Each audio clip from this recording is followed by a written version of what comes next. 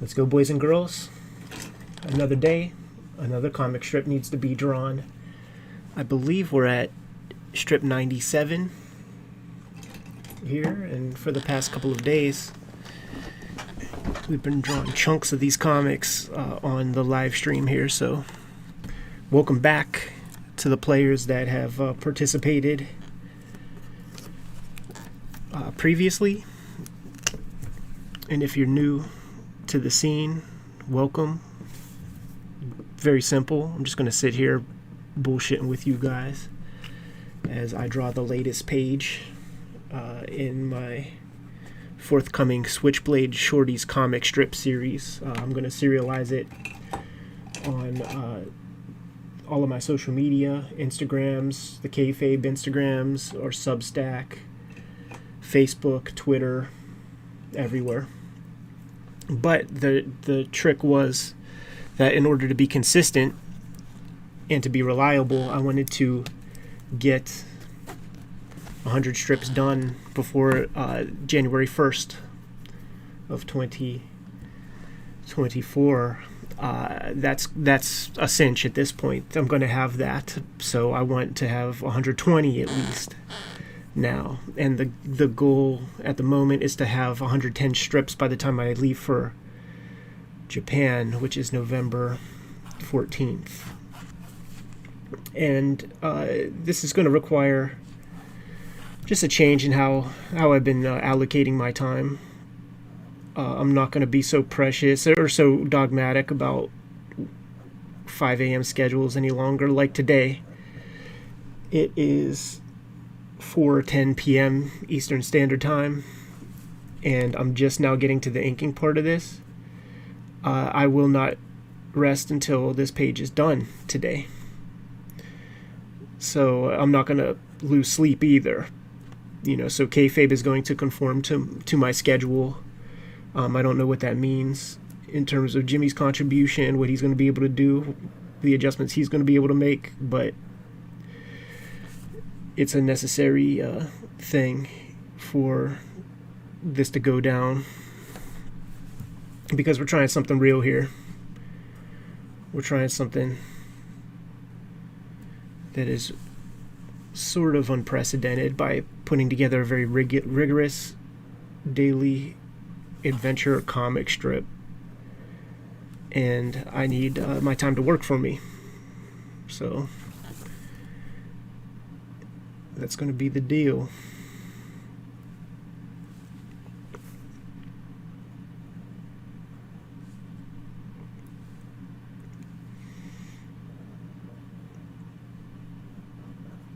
Pretty fun strip, even though it's pretty dark subject matter when you get down to it. And the next page is going to be even a little bit darker, a little black humor, but it'll add some heart to the characters, which is important. This is not a horror comic series, but I think about the Stephen King quote, "First I get you to care, and then I get you to scare." Meaning, if you don't got some characters that are relatable, that you guys care about, then the plot is meaningless.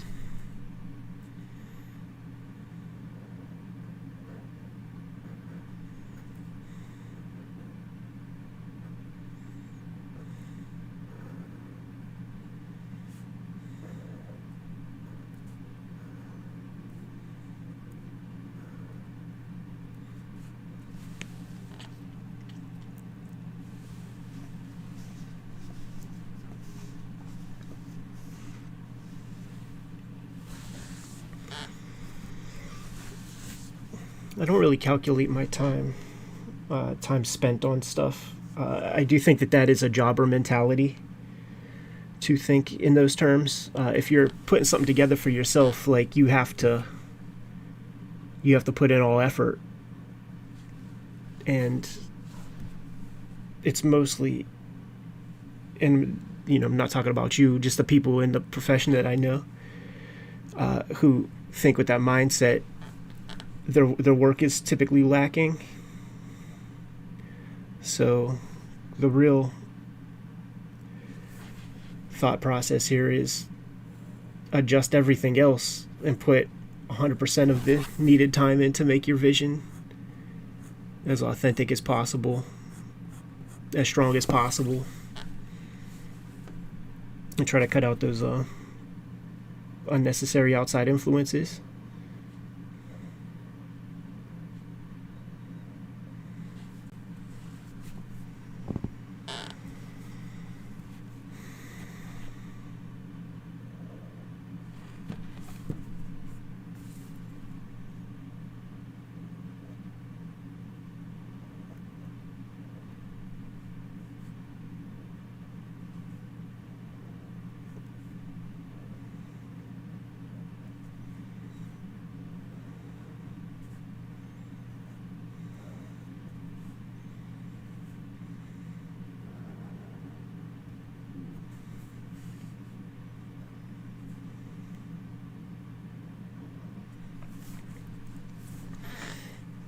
This is taking place at one of the shorties' houses. Sheena Belvedere is her name, and she is the kid who calls her parents by, well, just her mom in this case, by on a first name basis. I certainly had those kids that I was friends with when I was a kid growing up, and those kids were almost as much of adults as their parents were. And that's the case for this character, Sheena, here. She's got a million little siblings. Like the joke, it's hard to see, but it'll manifest as we proceed. But one of the sort of jokes is that there's just constant babies all over the place because the mom is she puts in work.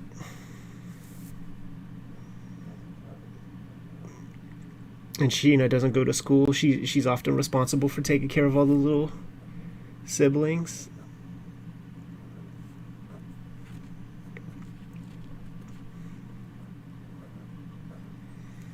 And then what happens is, like, through the bedroom door, you hear some boyfriend and the mom arguing, and that's the climax of this strip. So the hope is that when you get to that point, you keep that in mind for the next day. Then I'll give you the second part of that piece.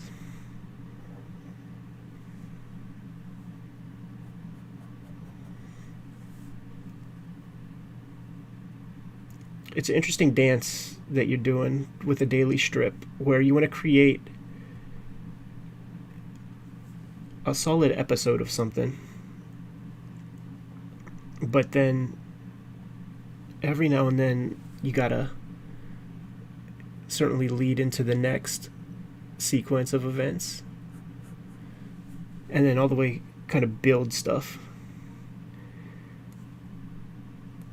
You don't want to be like the criticism of the Spider-Man newspaper strip was always that as the week progressed, nothing would happen. It would all be this like little series of nonsense things kind of building toward a climax. The real events would happen in the Sunday, and then like wash, rinse, repeat, a whole another 6 days worth of meandering, and then a Sunday strip where stuff happens. I'm opting not to do a Sunday type feature that's different than the rest of the material.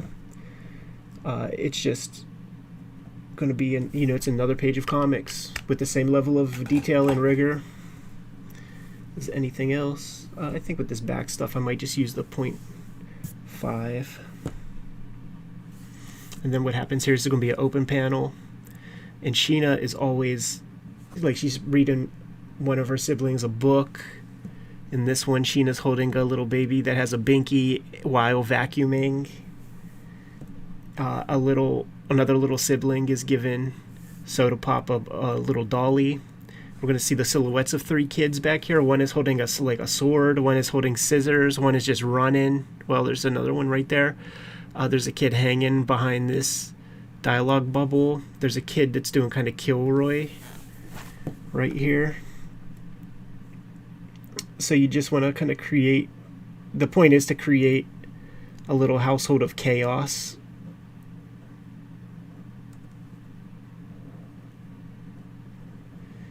We'll fill in that face when the time comes.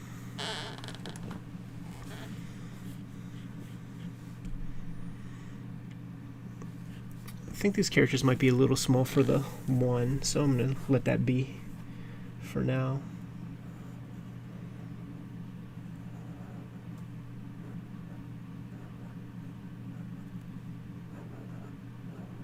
And this is a little doll.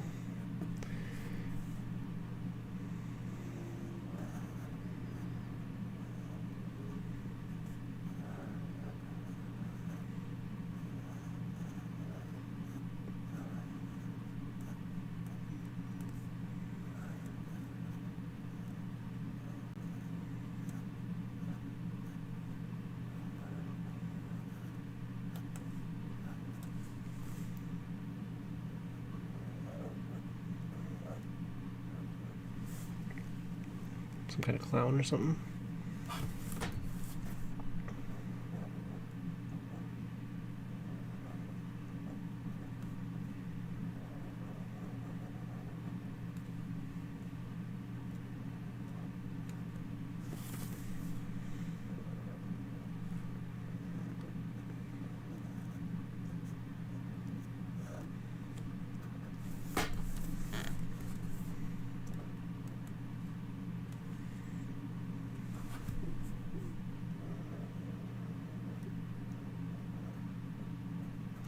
Little Soda Pop is commenting that she thinks it's cool that Sheena doesn't have to go to school.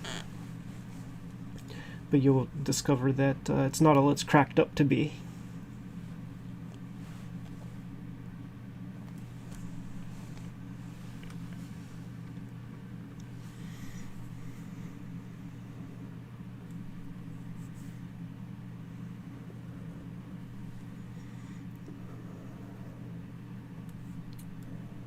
Questions come in from Mike. How do you avoid back pain when drawing for a long period of time? I draw on an inclined surface, so I'm not really hunched. The hunch that I do get is just from posture laziness, so I'm not hunched over a table really, and I think that's everything. And it's never been an issue.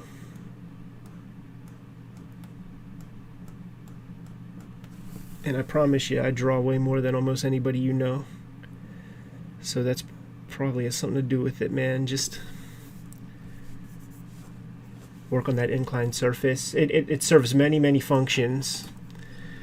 And another function of the inclined surface is that you see the paper essentially at almost a 90-degree angle, straight on.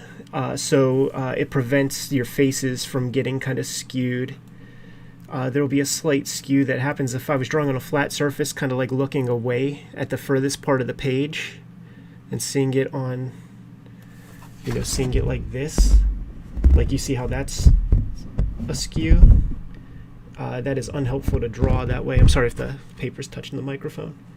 Because when you finally see the paper the way people will see the image as it is in the book, you might have some like long equine faces.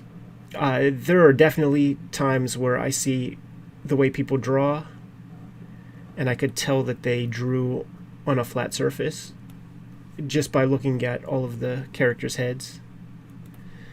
And it turns into a style and it could be very interesting to look at, but why not do the things that you just intend? Like if you want your style to be that way, that's fine. But if it's a crutch because you fucked up, that's pretty low blood sugar to me.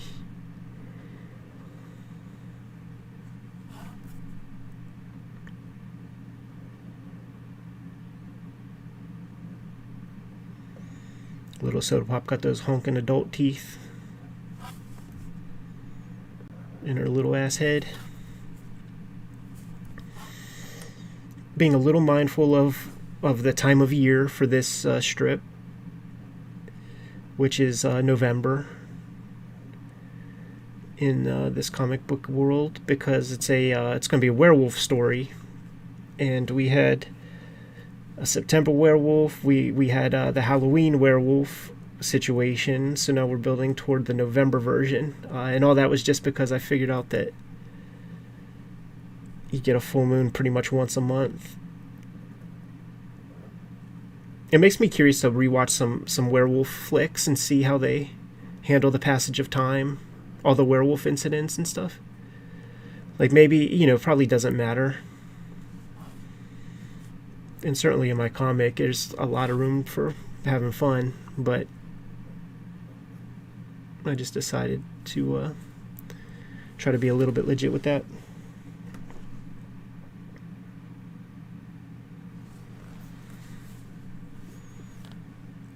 There's going to be a lot of sound effects on this panel.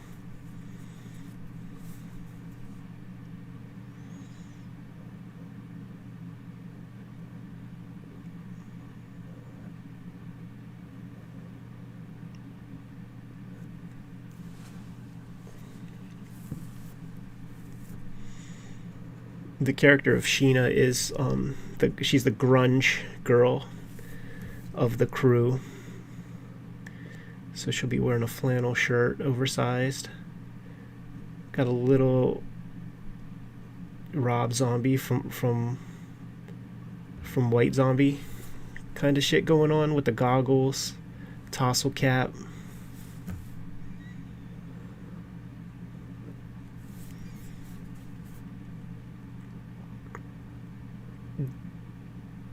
Definitely a kid that was stoked on 120 minutes and Headbangers Ball.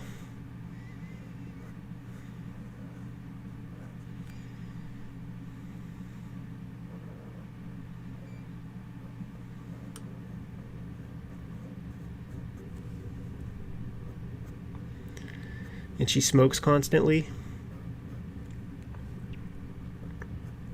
There were these girls I knew in middle school that we would have to walk from the middle school to the high school to do certain classes like wood shop and home economics. And so on the way from the middle school, which was reasonably adjacent, you're walking a quarter of a mile. On the way to the high school, these girls would have packs of cigarettes and smoke along the way, and they just seemed so adult. Like, I probably still had Power Rangers, you know what I mean? And these girls were smoking cigarettes and looked like our teachers almost. And of course, they ended up not graduating and being moms pretty early. But they left a heck of an impression. Because I didn't even know how one could even get cigarettes. I was such a fucking nerd.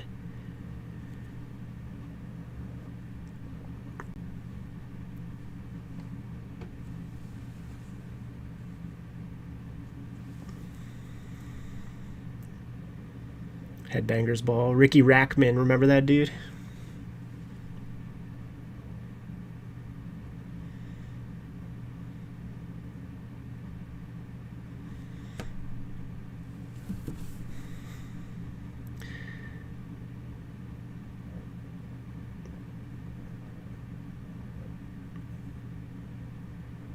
'90s MTV is definitely an influence on this comic.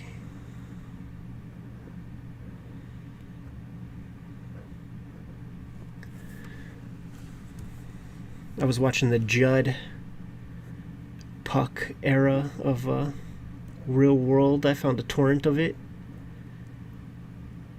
I was enjoying that stuff. We should have Judd on the show. He seems to have a very good career.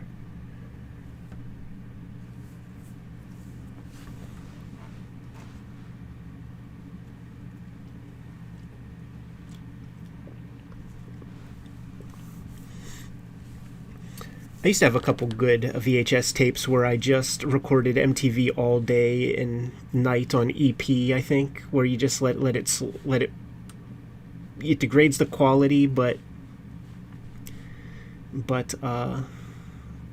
you could get like 7 hours of footage or whatever recorded, and I cherished those tapes, man, even for the commercials, like for everything. It was such an overload of nostalgic information.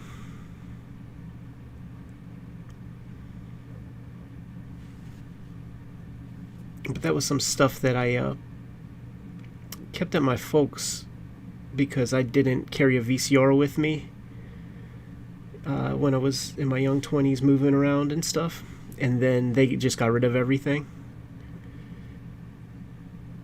I was able to get a hold of some of our VHSs, some of the most important stuff to me.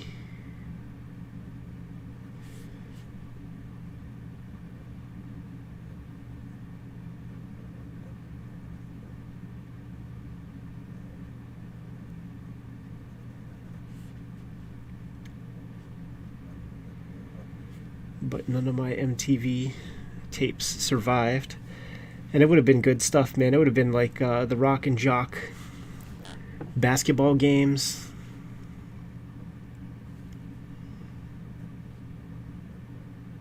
Where it turned out that Flea was a bad motherfucker? Like, nobody knew that Flea kicked ass. From the Red Hot Chili Peppers is like a really, really good basketball player.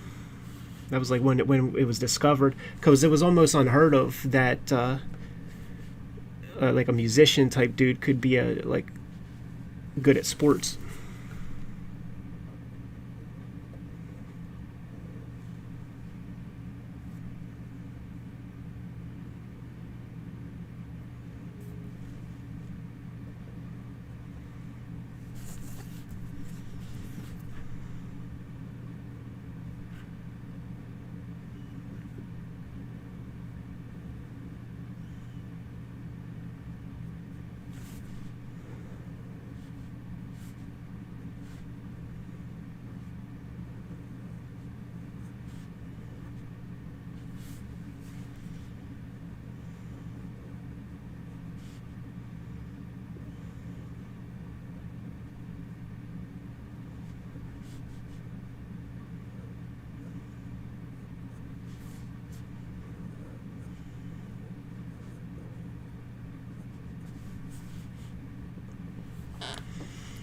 I like to try to use just like one tool at a time, just as for speed's sake. So at the start, it doesn't look like much.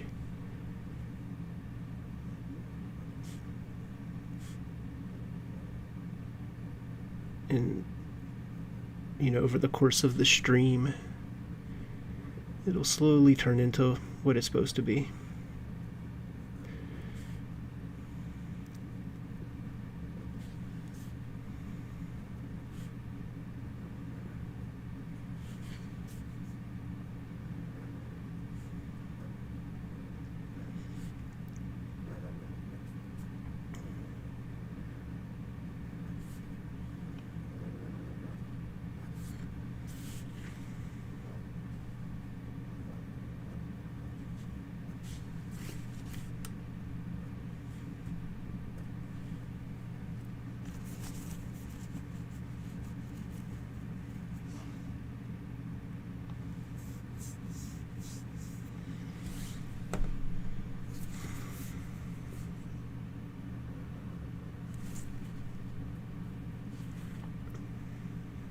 When possible, I like to get an open panel on every page, and it just, with the density of the line and the density of the verbiage, it just gives that page a little bit of breathing room.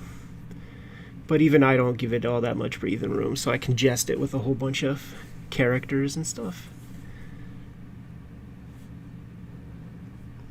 but it's not a bad note.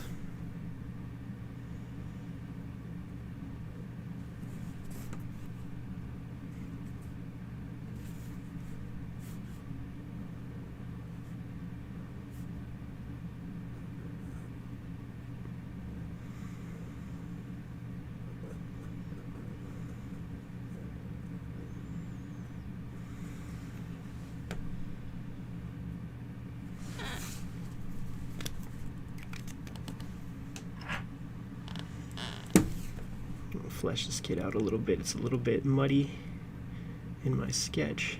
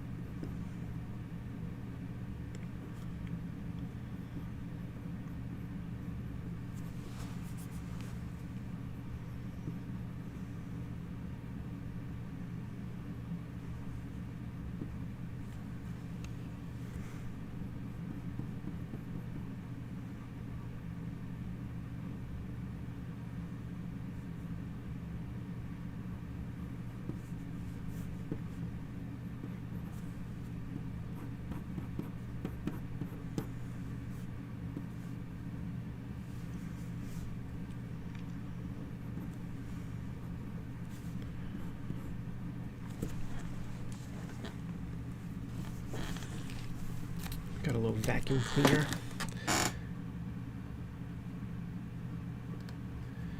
Let me just Google.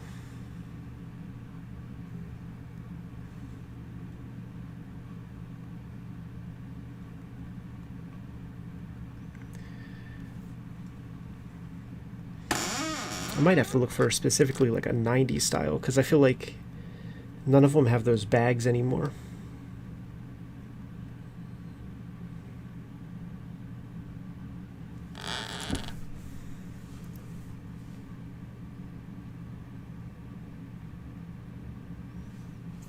This here is pretty close.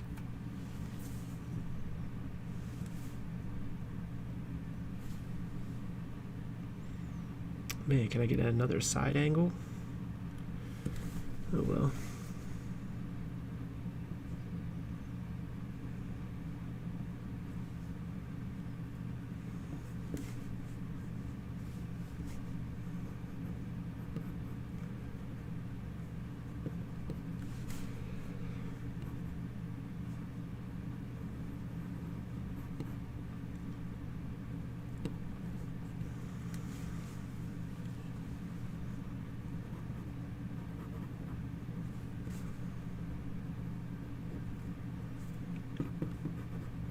The cool thing is, man, it's just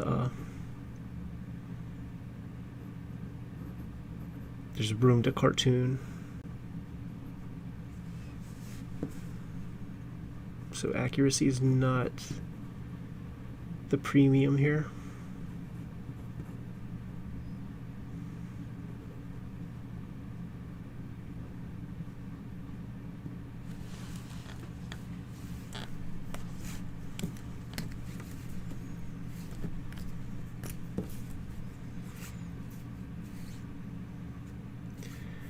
Still trying to decide on, I think this is just too thick. I just don't have confidence. So I'm going to use a thinner tool for that. Let me get back into the chat with you guys and see what you're up to.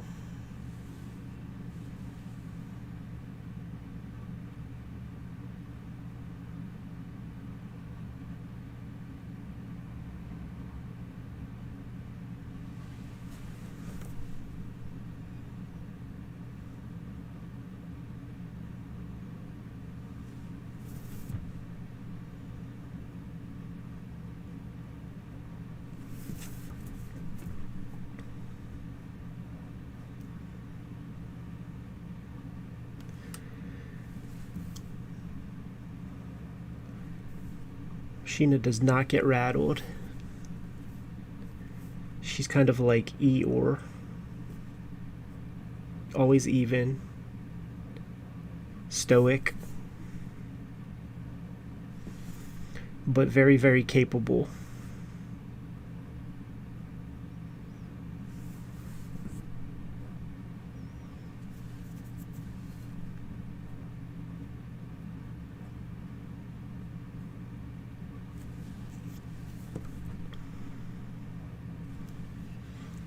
She's like the voice of reason, but she's also still a kid, so she gets a lot of stuff wrong. You know, her answers for things will not be the adult answer, but it'll make the most sense out of anything that the other girls are proposing.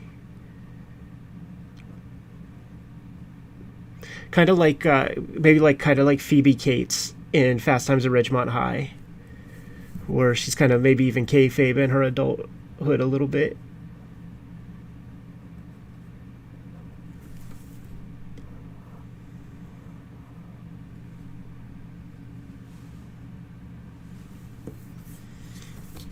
There's not pencils, but there's like some guidelines. You know, some faint guidelines. So I don't want you to think I'm Kim Jong-ji in this, man, because that's a whole different set of skills that dude had.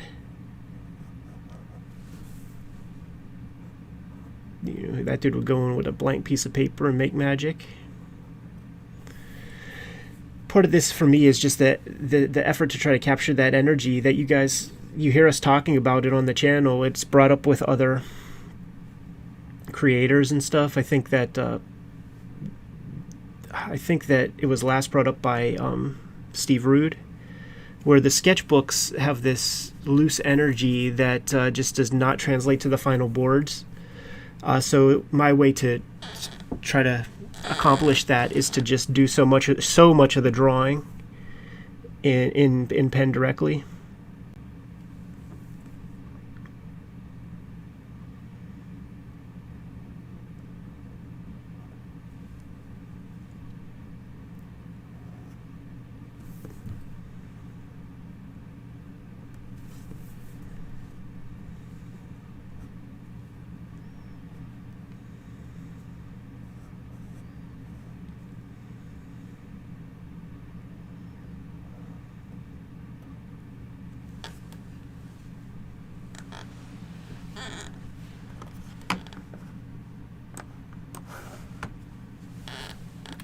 More light into the situation for you guys.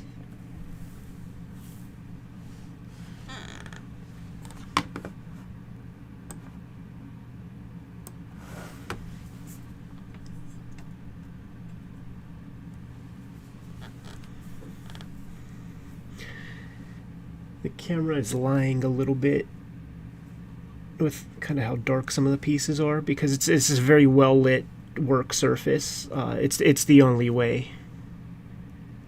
It's the only way, so I don't want you guys to think I'm working in darkness. I just don't know what to do about that. I can't really shine more light directly on it and be comfortable while drawing, so I think you can see enough. And I'll continuously work on it and try to figure out the best ways to get the stream vids to you.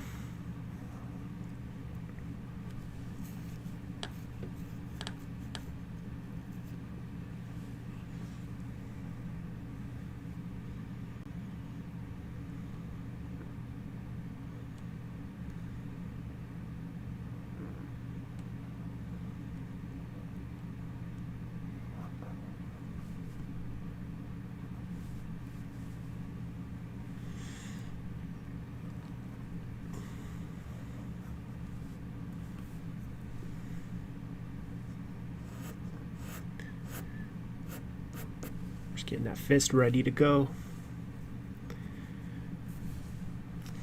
And then just like wherever I can, I just gotta stuff little siblings.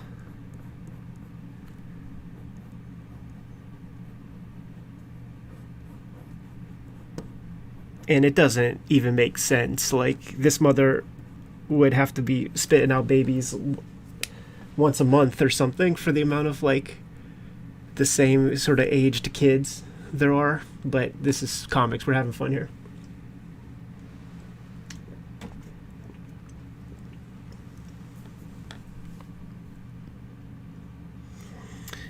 Shouts to Japan Book Hunter. I was just talking to him today, hoping for some good vids and stuff with the man. Now that he has his biz. In fact, let me see if he responded to me online. No, it doesn't look like it yet. It's that time difference, catching him while he's sleeping.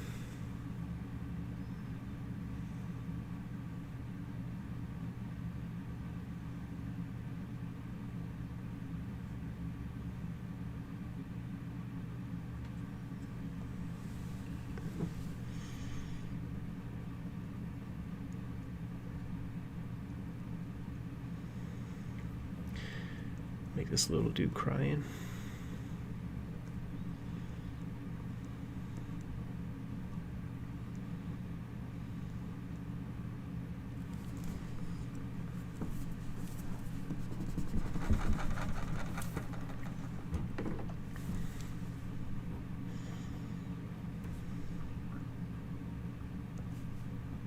Yeah, that'd be good.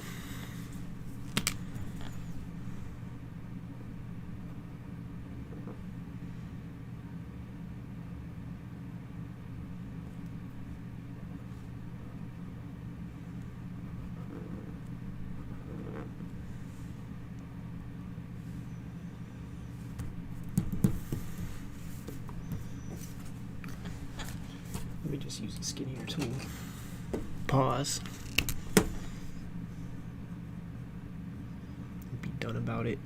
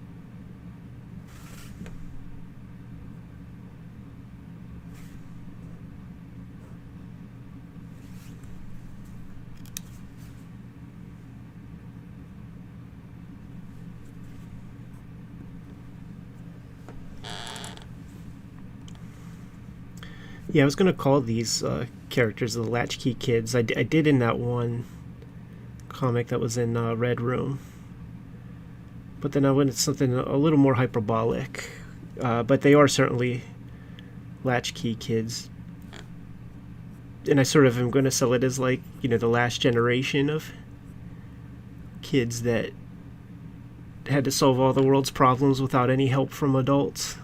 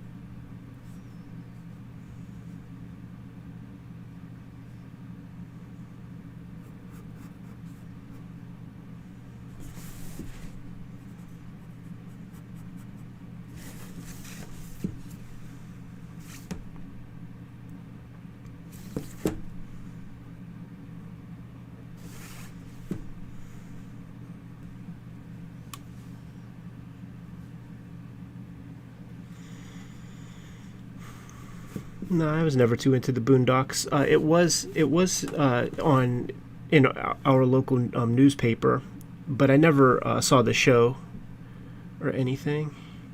I don't know too much about it. I liked it in the paper, okay, but of those new kinds of strips, I was more about Liberty Meadows, which was also in our newspaper.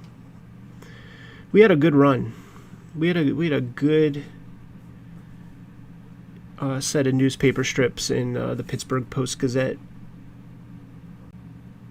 From what I understand, one of the few papers that would still, and to this day it still does have Prince Valiant. Because I know that I think Gary Gianni said that he was like turned off that when he was doing it that there's just nobody carried it, but we certainly did, and I would clip and save the Gary Gianni, Mark Schultz, Prince Valiants.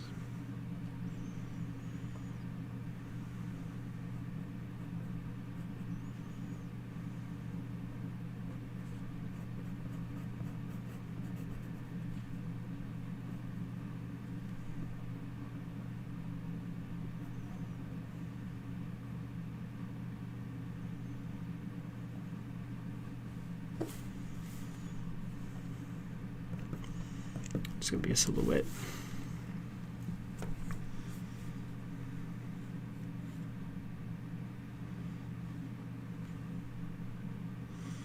Trying to think of hairstyles.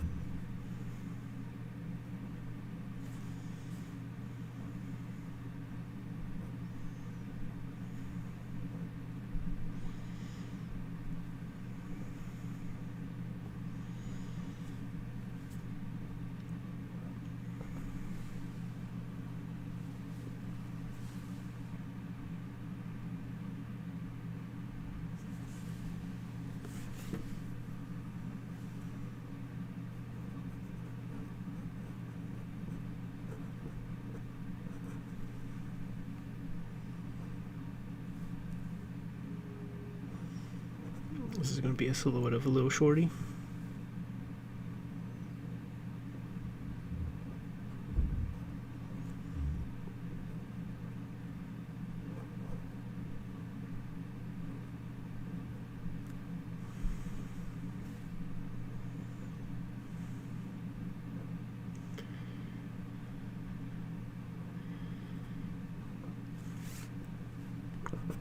And then the whole point is to just communicate chaos in this house.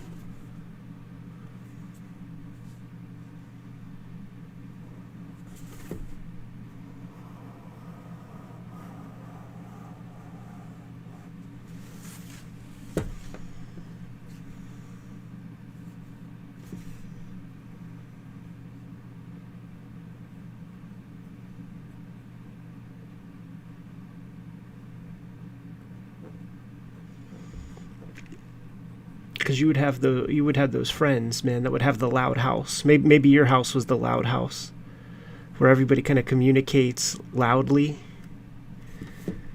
I think to some, my house might have been considered the loud house. But I don't know. Like, I sort of forget because I'm judging by it now with my 77-year-old dad who could barely hear. It certainly is a loud house now. When I head over there, but that might just be a consequence of his hearing.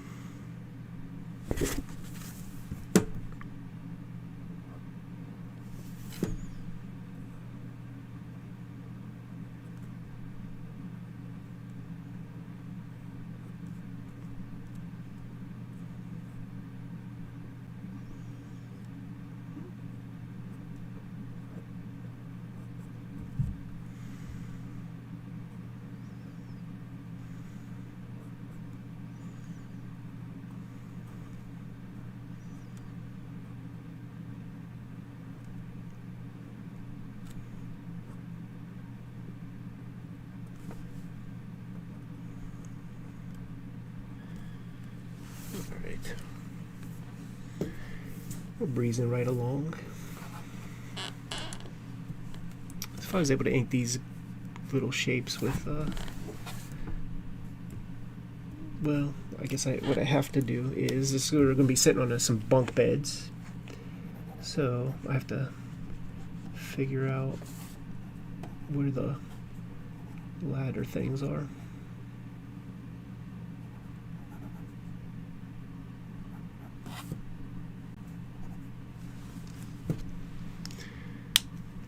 Yeah, I'll make these shorties actually a little bit more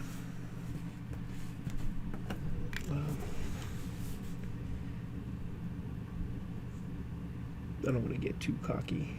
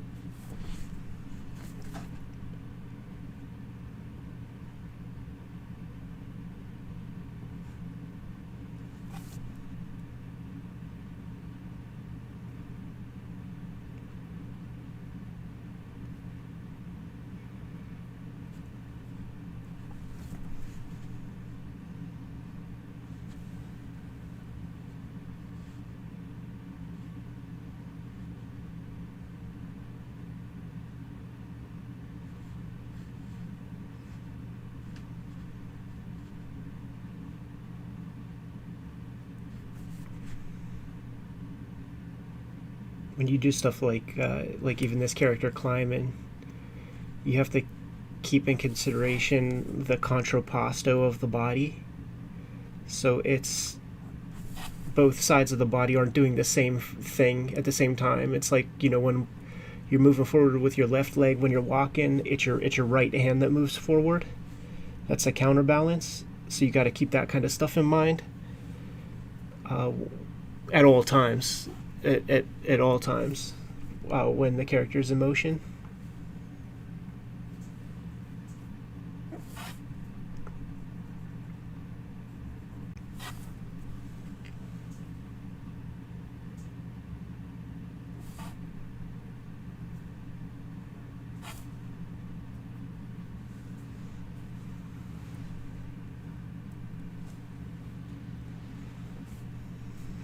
No timers, none of that stuff. Get the strip done.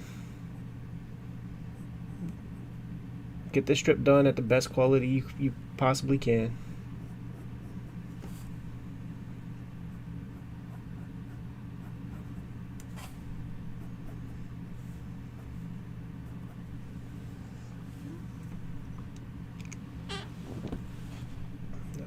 that should go all the way up.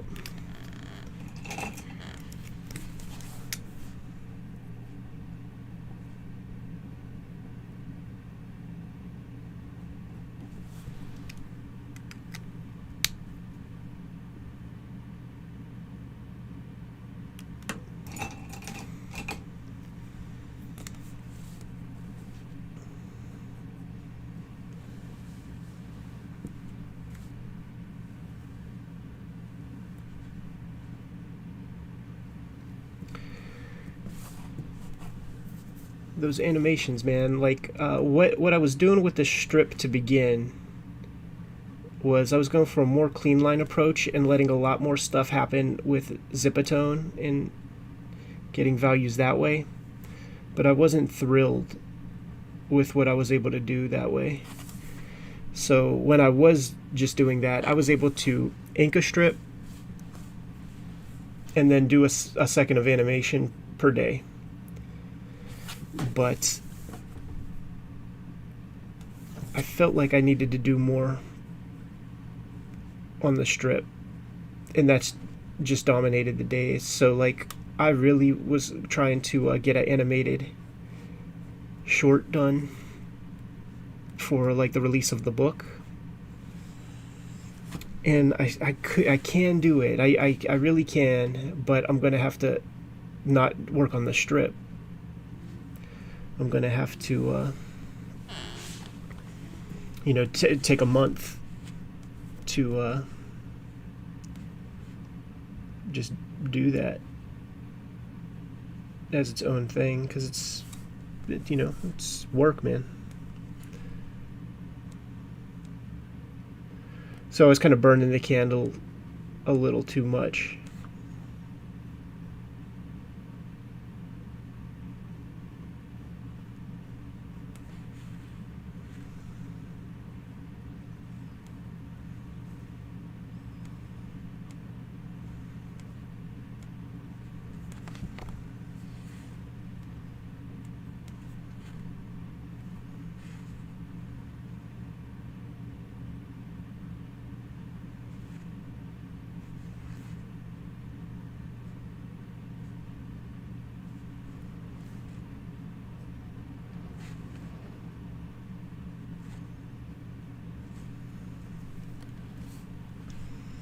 And once again, we're just getting the basic shapes, the basic outlines of these characters down first.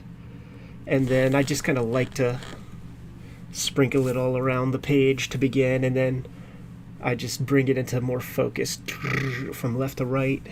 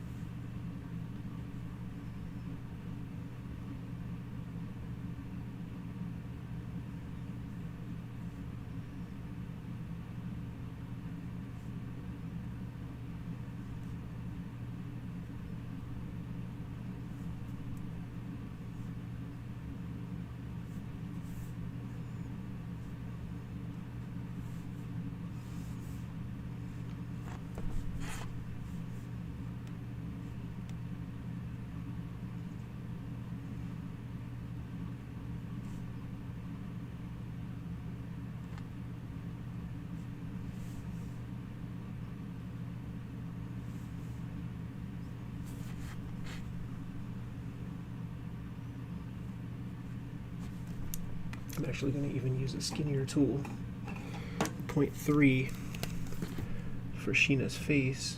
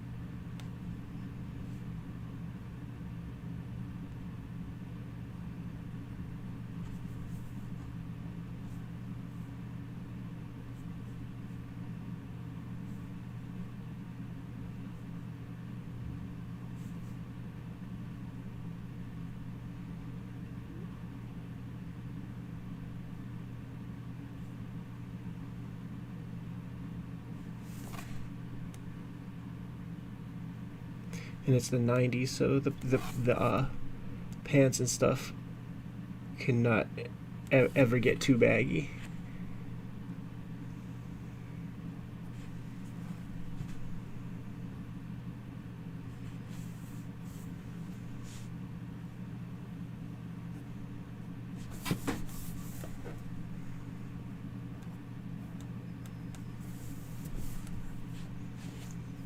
Make this completely black.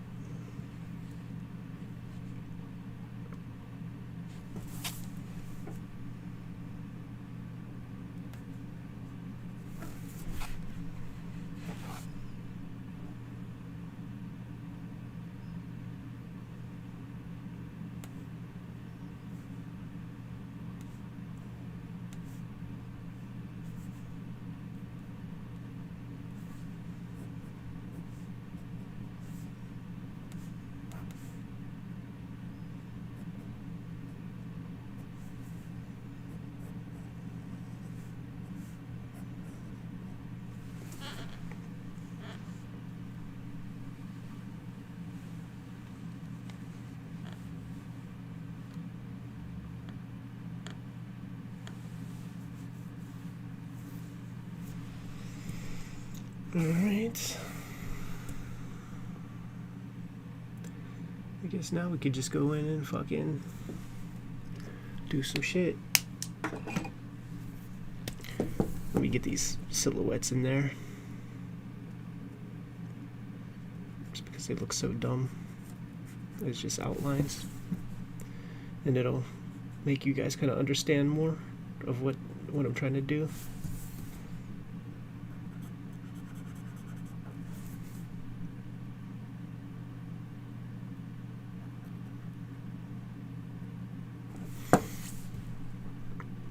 So even for these open panels, whenever I'm in Procreate doing my roughs, I still lay down 3 sets of perspective lines and perspective grids to try to keep all these characters on a real picture plane.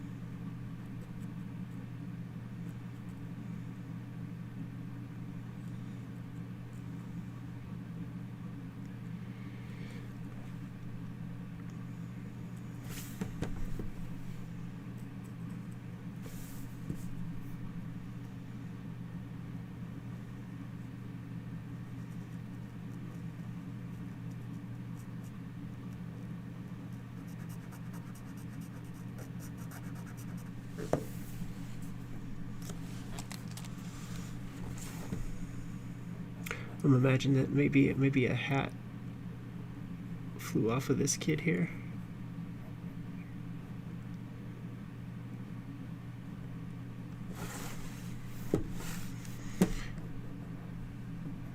We'll see. We'll see if that reads. I'll think about it.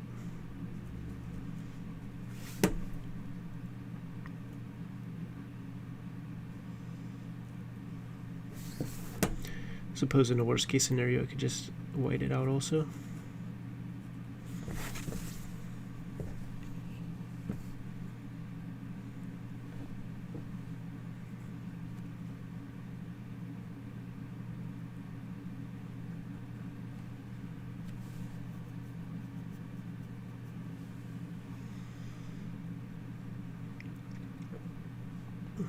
Yeah, thanks for the love on the Hip Hop Family Tree Omnibus.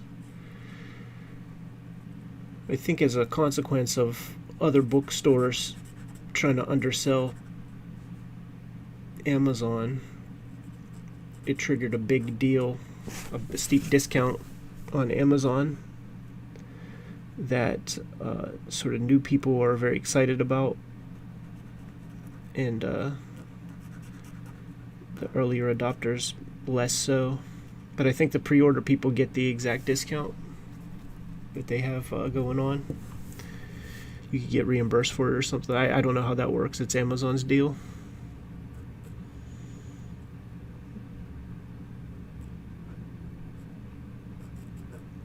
But yeah, there are a lot of interesting businesses out there.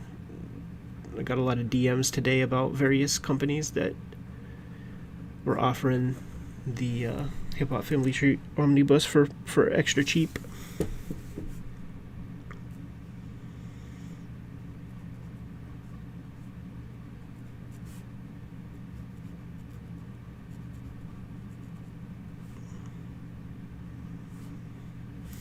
You know, it's not like a price fixed thing, so stores can sell it for whatever they want to sell it for. And some are, I guess, just happy with, say, making $3-4 a book or something.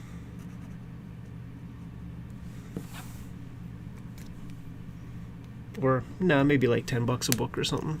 They would make at even a pretty good discount.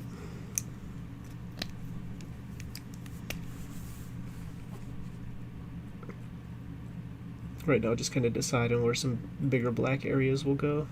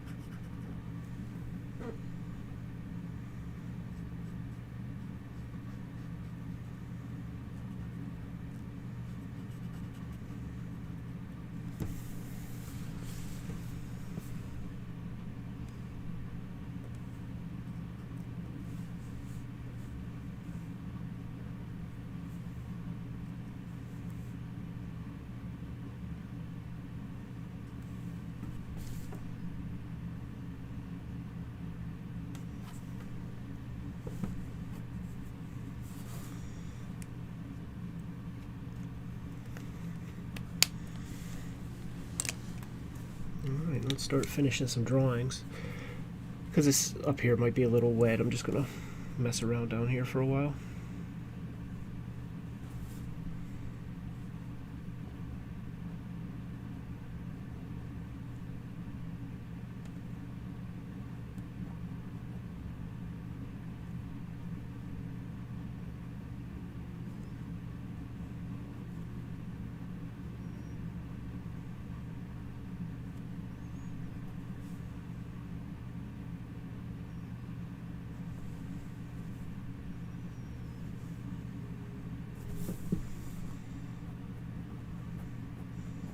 This is supposed to be one of Soda Pop's pigtails.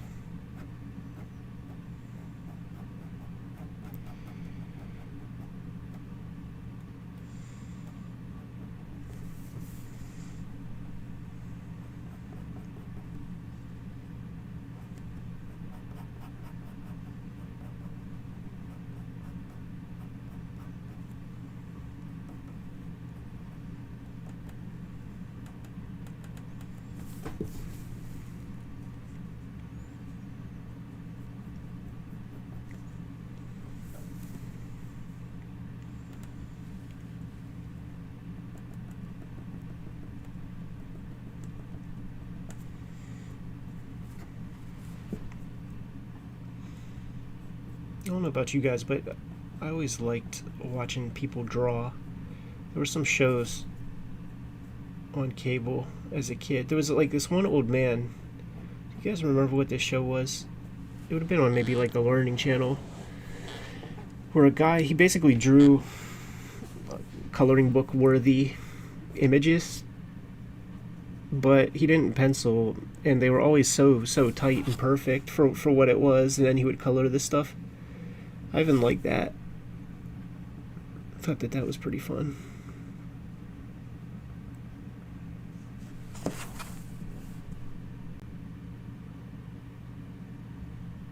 She's got this like embroidered bomb exploding on her.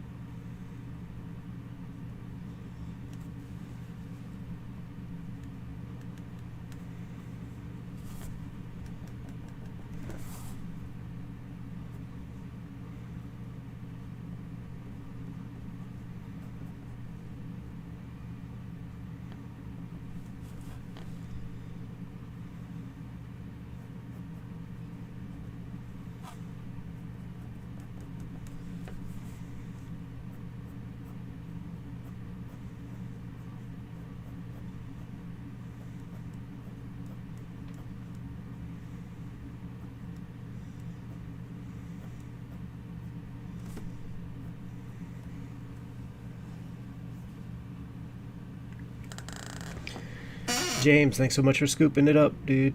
Hope you dig it.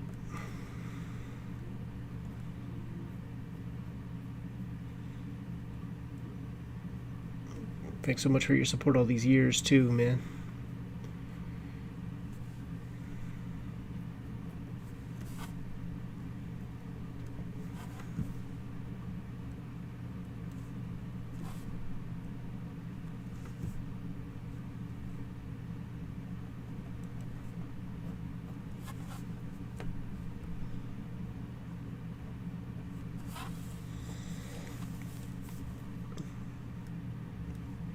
Little Soda Pop's got a lisp, so I can imagine her spitting whenever she says too many words with S's in them, like the word school.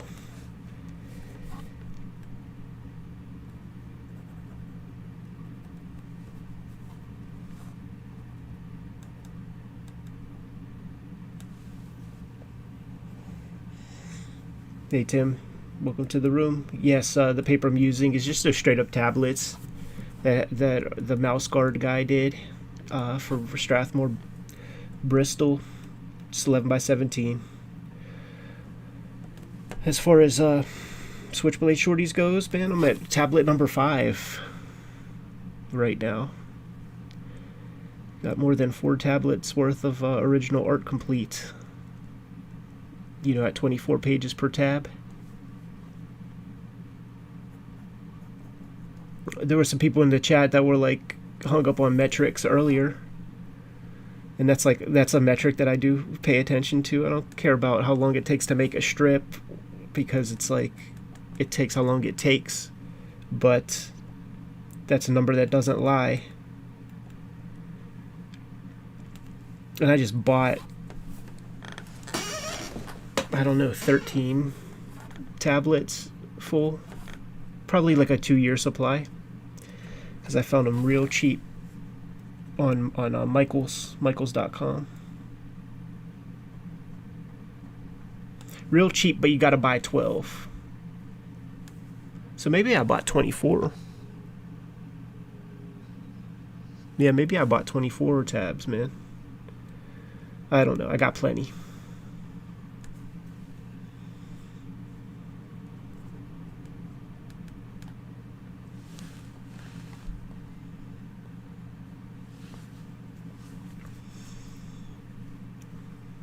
using Copic fine liners for the ink. I'm not doing too much penciling, man. Just a Pentel technical pencil, 0.05 lead.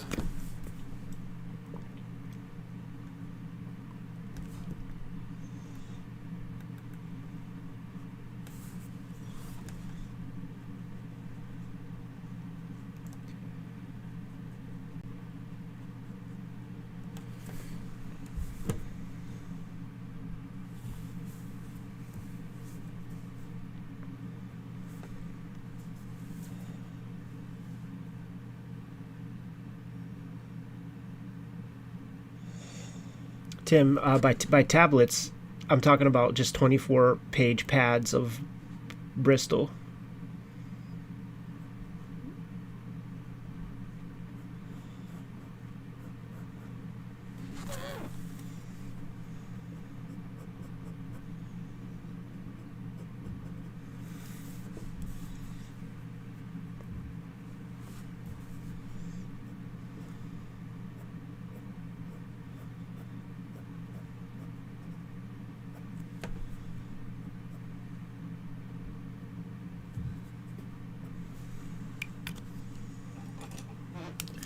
Don't fuck that up. Try that again a little bit.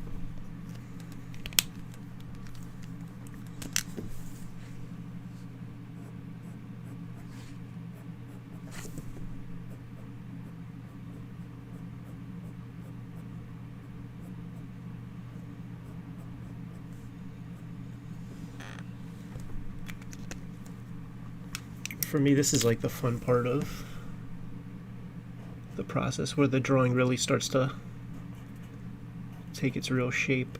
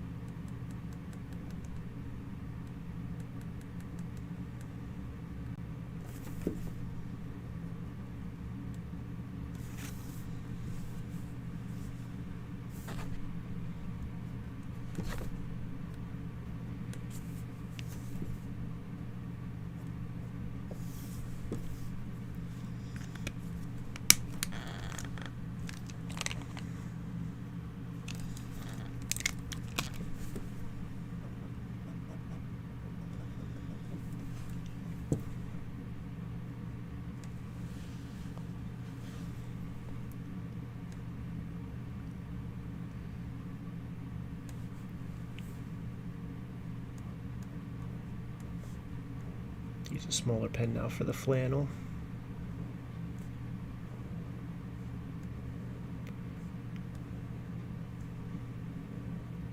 And I like to do those patterns where you just bring it all the way down and don't go with the contours of the shapes. It's just fun cartooning to me. The old Hank Ketchum or the Jaime Hernandez.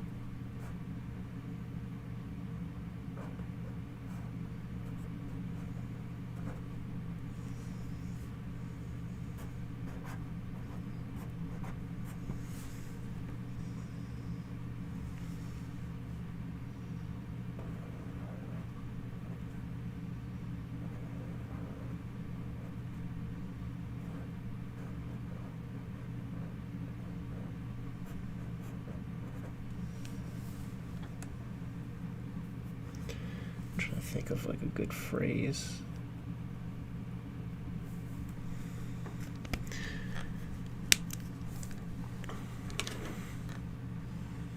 Yeah, this could be a phrase that you don't want to hear your mama shouting.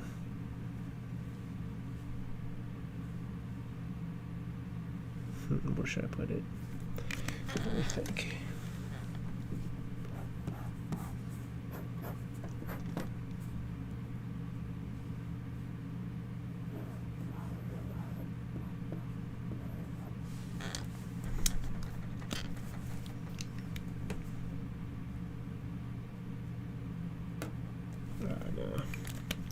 This pen's dying on me.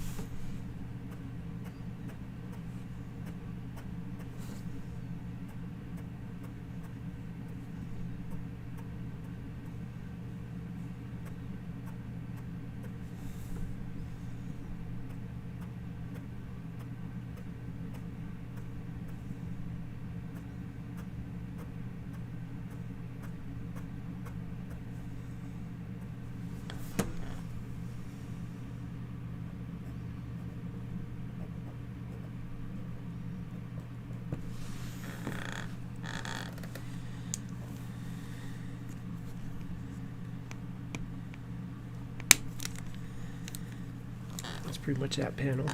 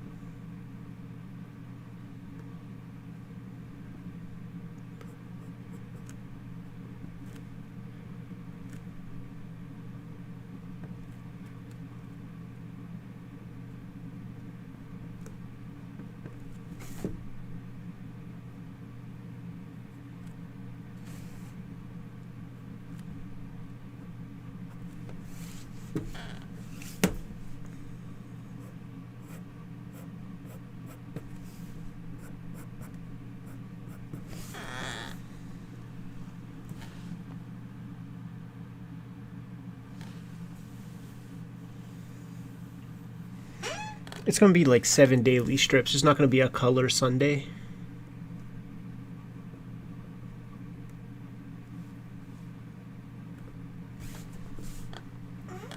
But in some ways it's going to be more there's more story, more, you know what I mean, more panels and stuff than your average daily strip. Obviously this page is 4, and I'm going to get 4 in where I can, but there's sometimes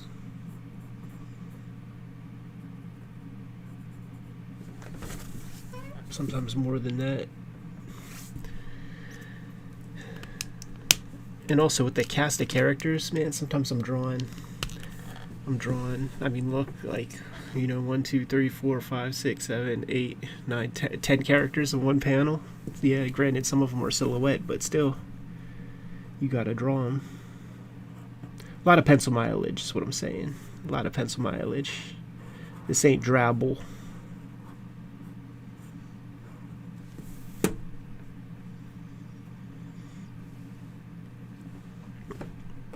And the whole point of trying this is to see what it looks like, man, when somebody really puts in a ton of effort.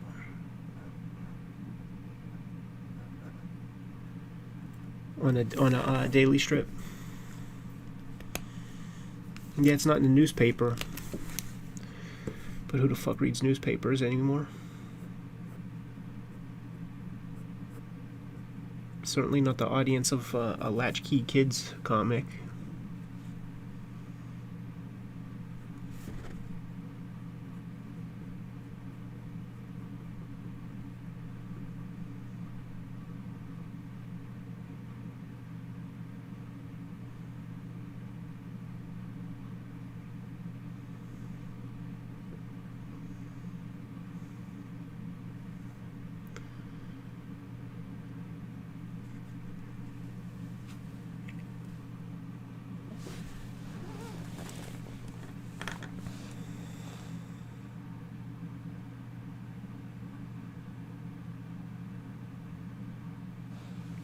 See, Cycle Cleveland, you keep saying stuff like that about it being experimental. You're going to make me want to add that to the mixture. I do want to have different looks to a bunch of stuff, like especially if I can really sell these books well when they come out, and if it looks like it could be a thing where it's, you know, a life's work, I'm not gonna like relegate myself to one look. So like maybe I'll do a set of episodes where it's well, I'm not gonna say, but it's possible that I could use different tools and materials.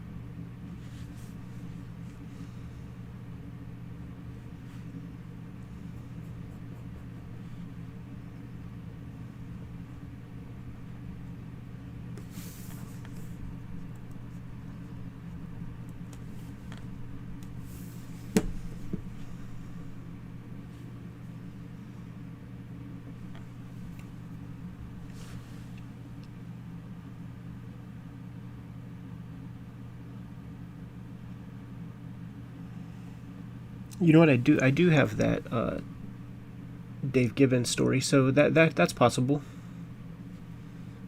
That's possible. You know what I'm kind of more interested in putting under the microscope where Kevin O'Neill is concerned. Obviously, martial law, nemesis, of course, but in this just, you know, this is pretty esoteric and it's pretty wonky. but it has me so curious. I have these Omega Men issues that were written by the famous letterer Todd Klein that Kevin O'Neill drew. Baxter paper colors, so you know it's got that garishness to it from that 80s garishness. And I got them at the flea market when I was a kid, you know, just in one of those infamous boxes that my dad bought. And I haven't read them since I lived at, you know, my oldest house. So kind of want to give them a shot again. But those will be a solo vid. Like, I'm starting to, the shit that Jim and I do together, like, it really has to make sense and be worth our time. So I don't think something like that should probably be done solo.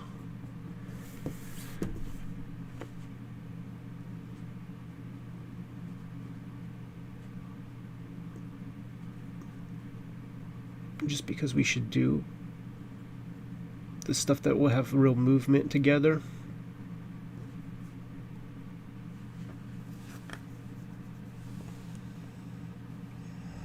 Yeah, I don't know about those new Nemesis editions, to be honest. I don't know. I'm assuming Titan puts those out. But I have some of those old Eagle issues.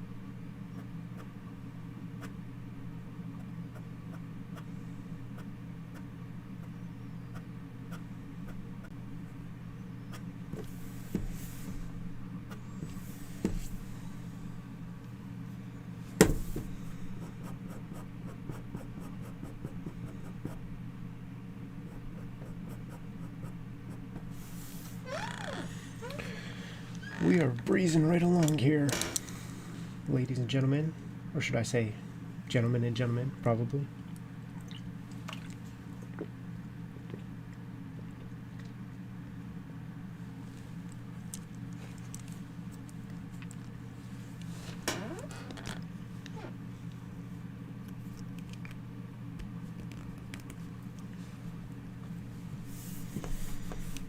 I think you guys freaking knock it out of the park with these Kayfabe Tober joints, man. It was real telling when you guys did the Saturday morning prompt, the Saturday morning cartoon prompt, because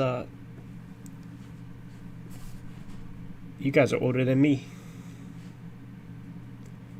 A chunk of you for sure.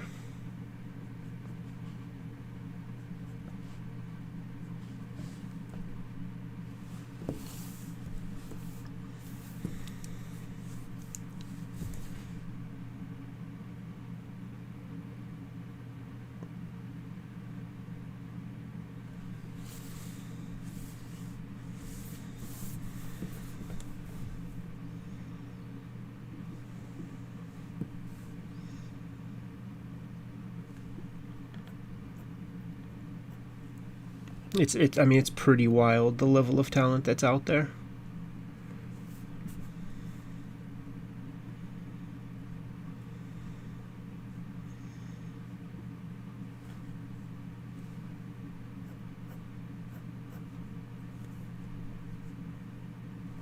Talent and ability that I would call completely professional and publishable.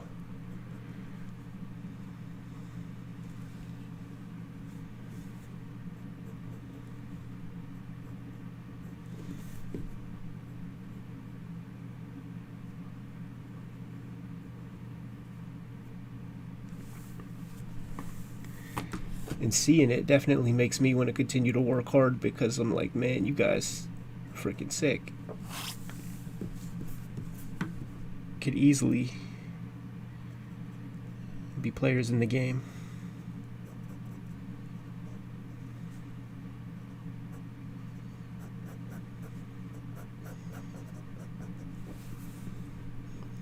And it makes me curious. It makes me curious if that's a future aspiration, if that's something that some of you are shooting for. Is it an elaborate hobby that you just enjoy a lot? I give props to that also. You know, because like,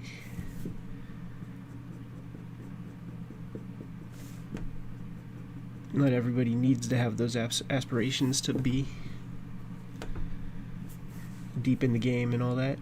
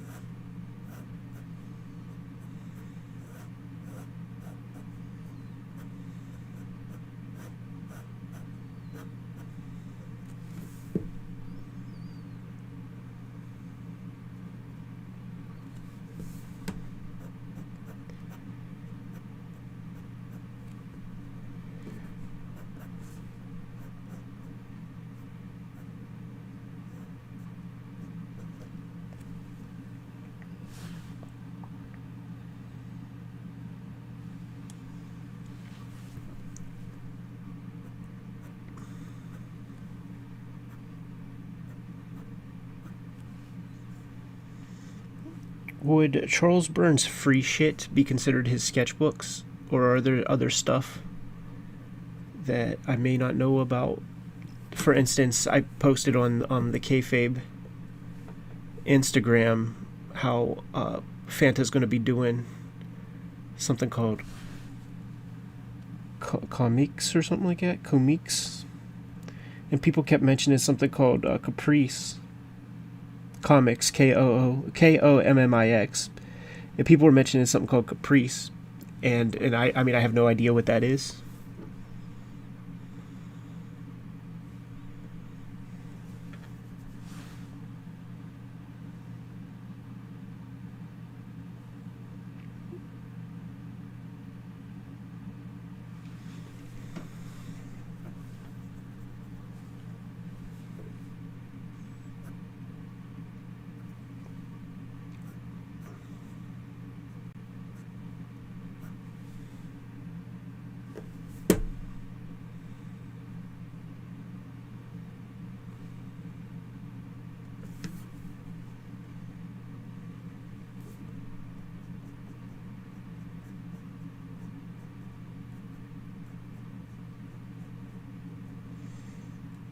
all the stuff that I seen from Burns sketchbooks were like the things that would be in Comic Art magazine and stuff like that.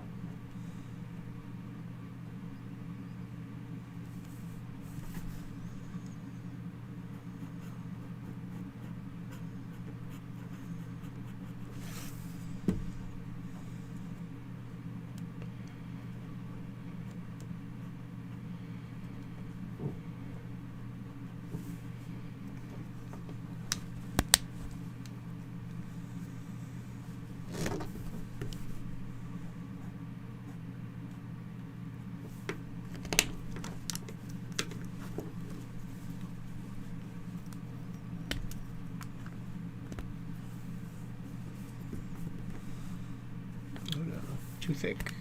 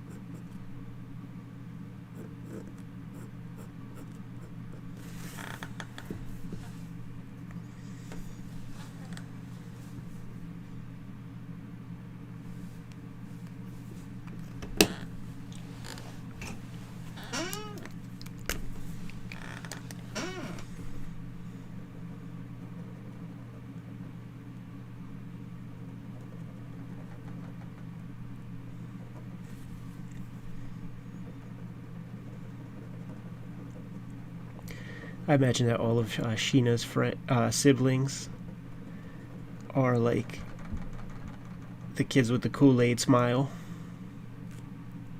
You know, like that little boy in that episode of Breaking Bad with the crackhead parents.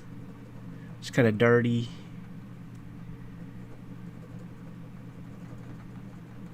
Malnourished. Mom's out partying while Sheena's doing all the domestic work and sacrificing going to school for it.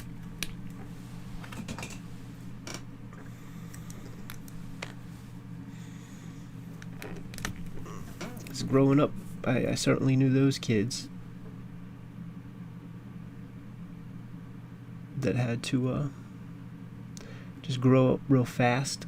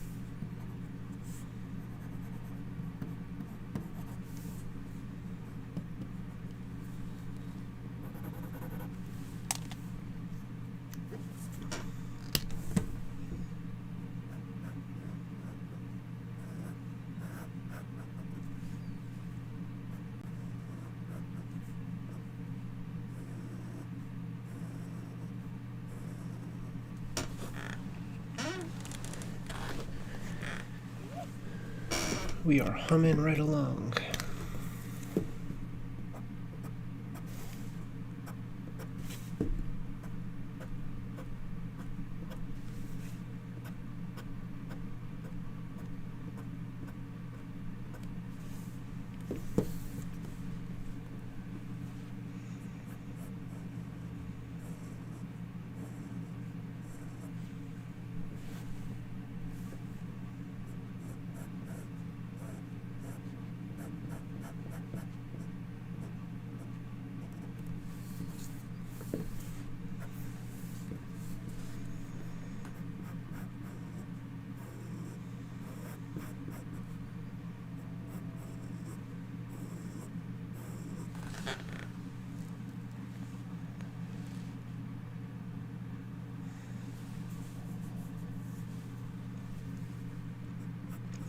Yeah, each of these kids reminds me of somebody. You know, I kind of pull from experiences I had and just people I knew. And some of it, like, I mean, at the end of the day, there's going to be plenty of humor. But I do think that there is some tragedy that some of this stuff comes from, for sure. Like, I think about this dude Steve that I knew when I was in 3rd grade living in Baltimore, and he was the cat that would like call their parents by their names and bully them, and they were fucking scared of him. And you know, he's a wild man, and he got that way somehow. You know, I think when we were kicking it at his house, I think that his pops is probably on his best behavior and shit. But I suspect that that boy had a tough time with that fam.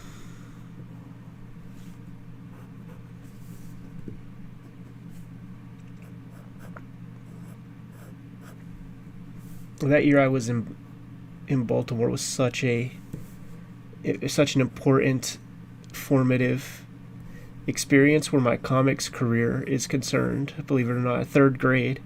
That's the year, like, I remember it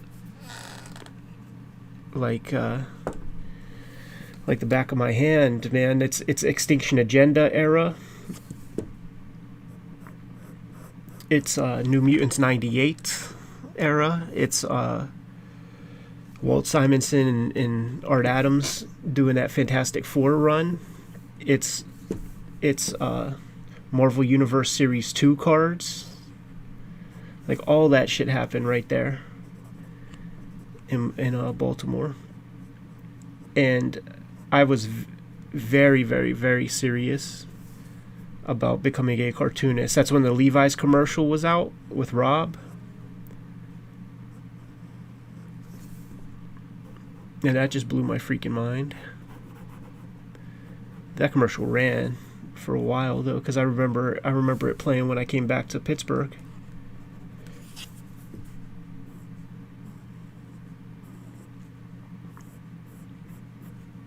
But just that speculator market, that speculator boom. What a time.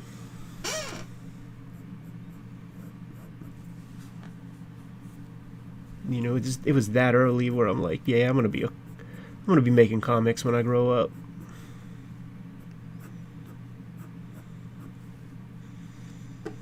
There's no plan B.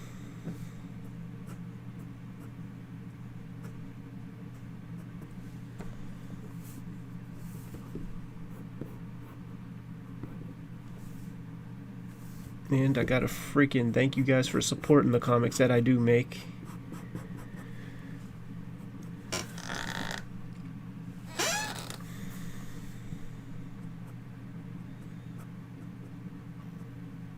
Because it would be a pretty sad sight otherwise.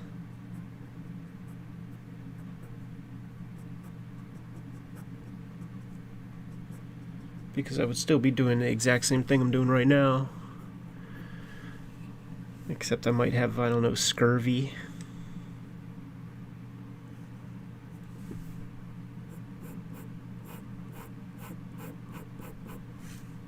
And have to be doing it on butcher paper that I pick up off the streets or something. Who knows? Too grim to think about.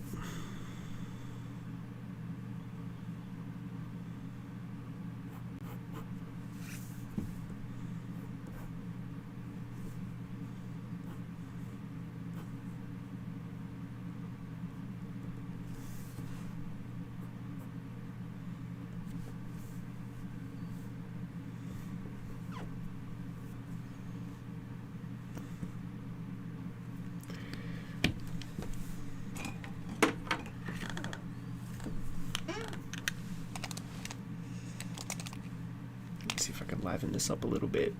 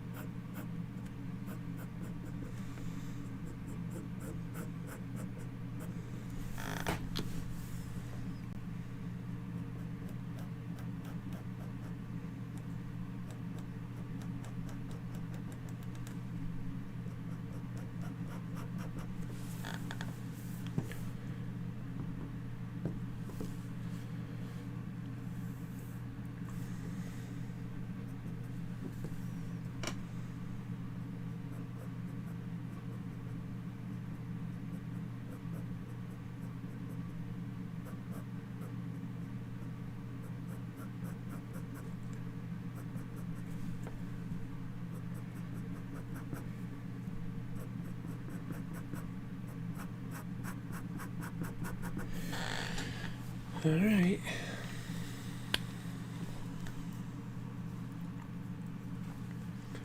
Three down, one to go.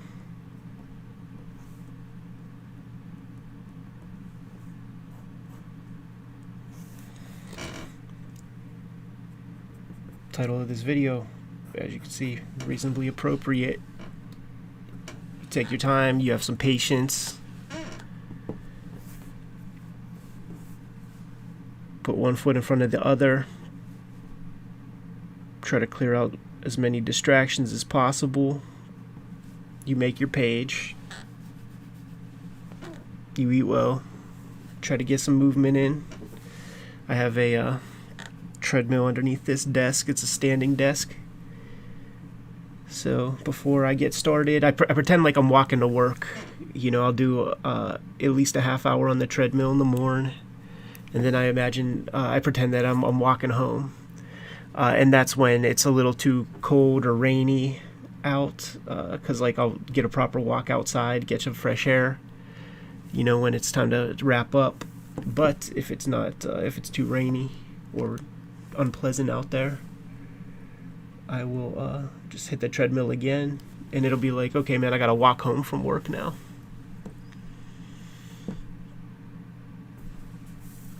Try to get that proper rest. Try not to pull too many all-nighters. Make yourself sick, because we want to have longevity in this game, man, and we want to have a good quality of life while doing it. Let's see, what day is it? 10/22.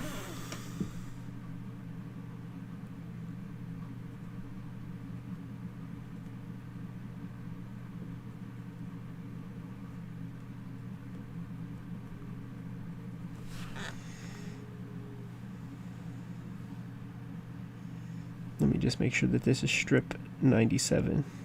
Quite sure it is.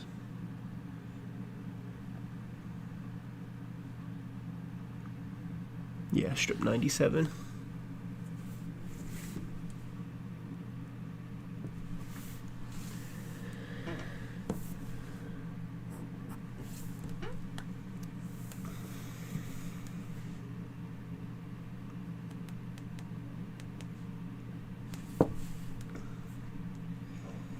We don't get antsy about this stuff. The only concerns are clarity. Will somebody be able to understand this as a reading experience?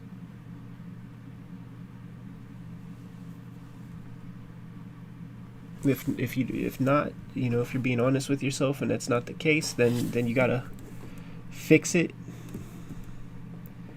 Make it illegible. I think I often run the risk of illegibility by putting so much detail and stuff into the work. We'll see. We'll see. Make some test prints, man, and look at it in kind of a thumbnail. See if it's unclear. Try to you know, use the best judgment.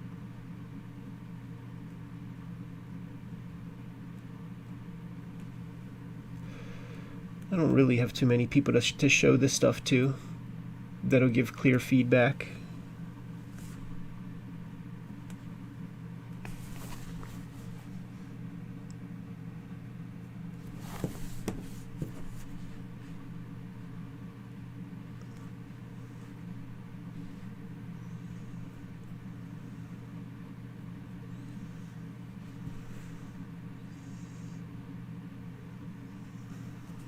But I'm also not looking for just anybody. You know, you got to consider your sources to some extent.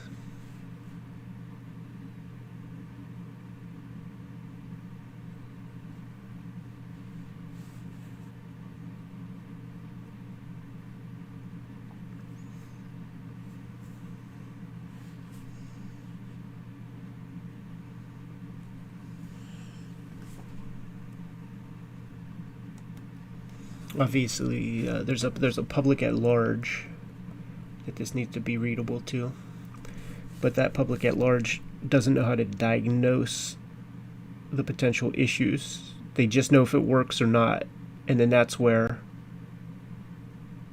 you have to tune them out Does this work? Yes, no. No, okay, thank you. And then you have to figure it out on your own, because if your arm is hurting and you go to the doctor, you tell him that your arm is hurting and you let him figure out the problem. Same deal with this stuff, man.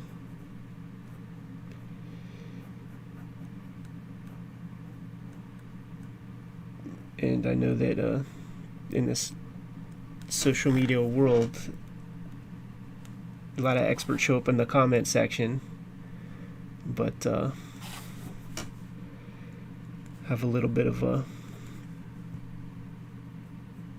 self-awareness, you know what I'm saying?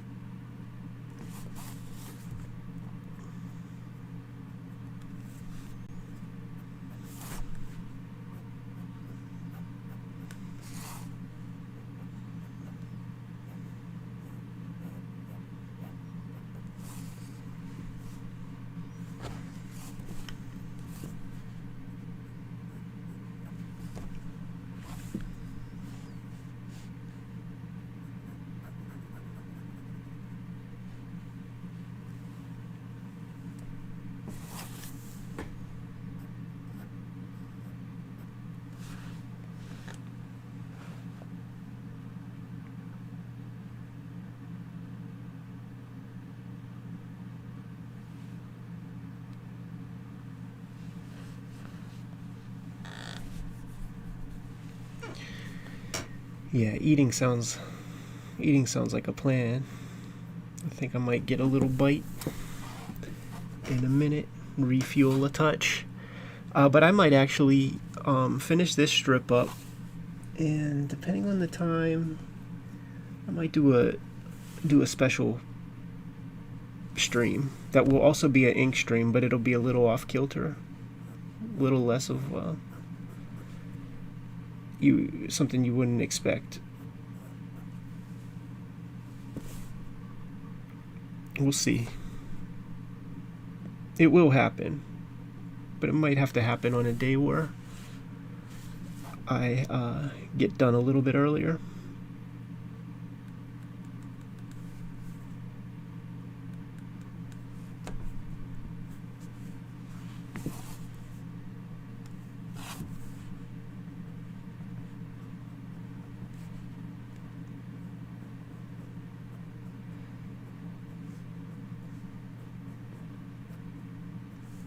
But then again, maybe I should do that as just a produced video.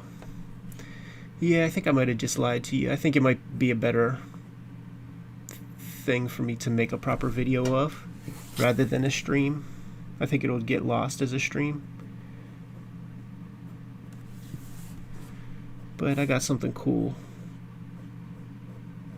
But I could actually produce the video, the raw footage. I don't know. We'll see.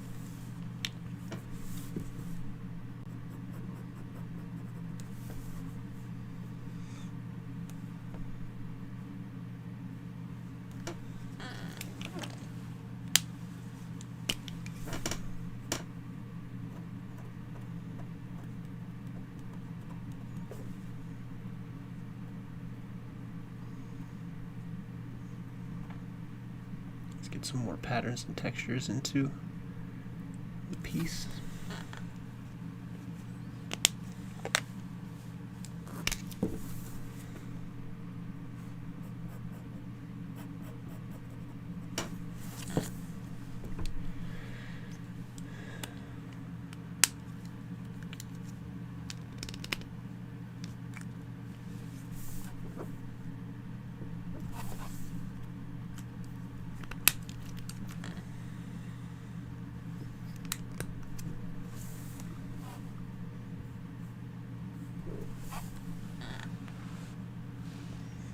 Jorge, thanks a lot for the super stream.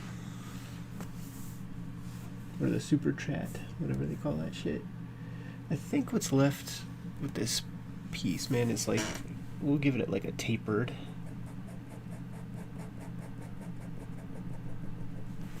hatch going down.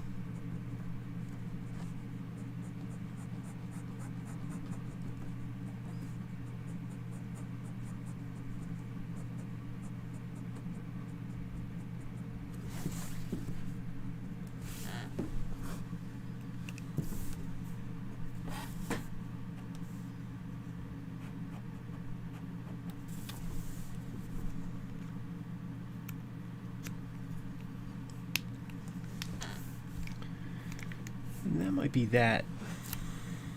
Perhaps there'll be a little bit more fuss that I do off the stream. But that pretty much might be the inking for this strip. So the way the days usually shake out,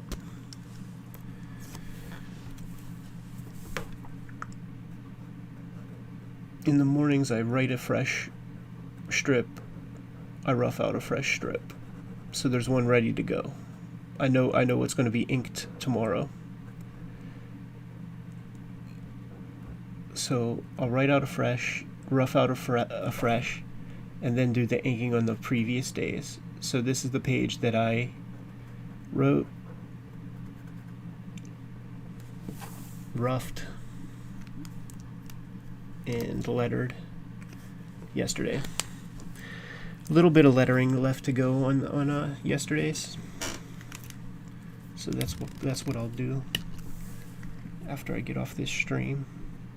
I like to do that just completely privately because I like to really try to think out the dialogue, and it's invisible, you know, there's nothing. With this, man, we spent 2.5 hours kicking it, and I kind of inked the fucking page, man.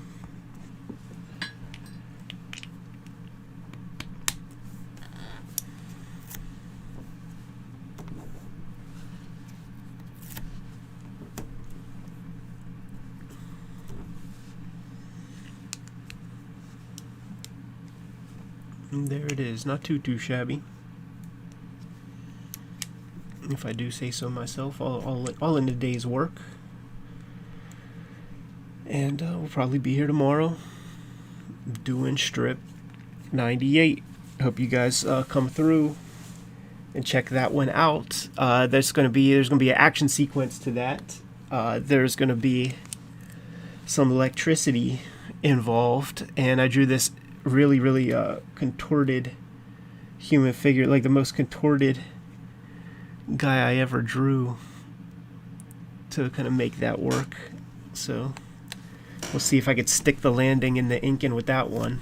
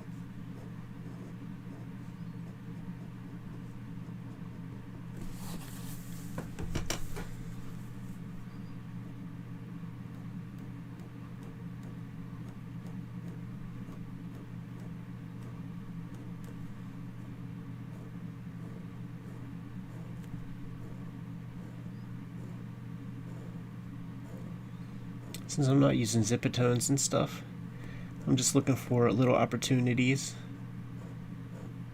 to get some new texture and to create some grays. I don't want this character to compete with the wood grain. So with that in mind, like, I'll go in and clear out some of this just to make her pop a little bit more. And then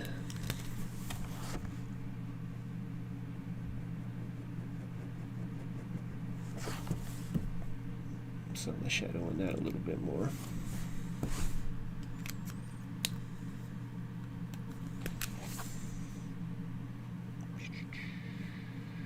That would be about here. Anyhow. Yeah, I'll ink strip 98 tomorrow on the stream.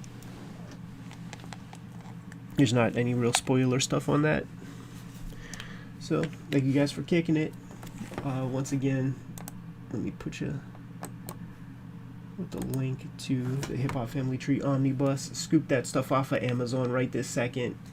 Get it as a gift for the hip hop lover in your life, man, for the holiday gift giving season.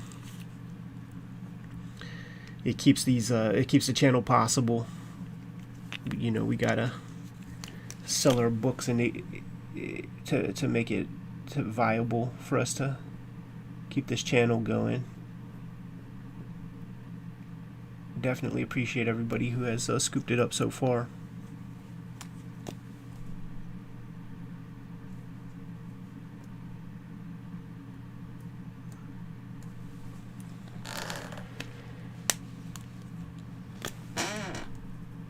And thank you guys for kicking it in the stream with me, keeping me company.